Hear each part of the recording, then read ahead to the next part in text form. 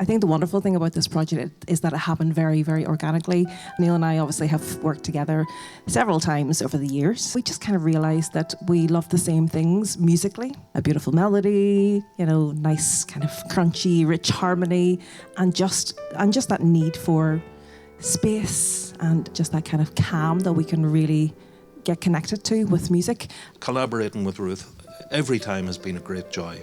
And I know that Ruth as well operates in different spheres, you know, obviously the classical sphere, but there are other colours and jazz influences and in fact anything with a good tune.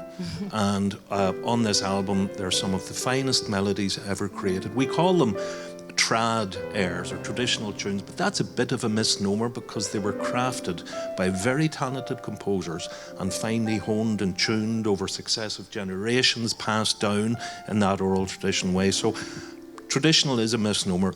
We just don't know the composers' names.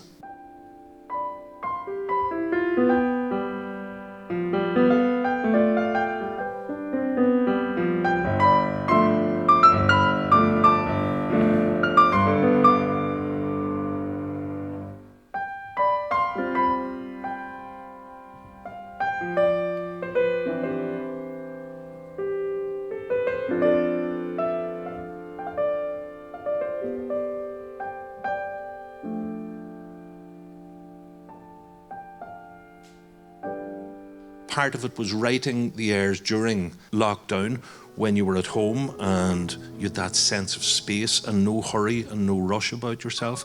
And then when you stepped out of that to look at the craziness of the world around us, it just seemed so opportune that an album allowing people some time to sit back and reflect and just take the foot off the gas a bit seemed correct.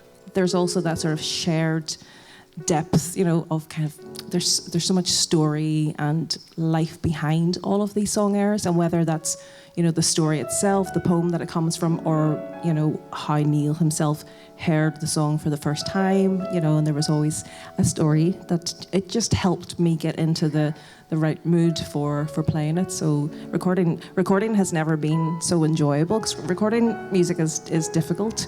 And yeah, we had a very joyful, peaceful few days actually recording Nora.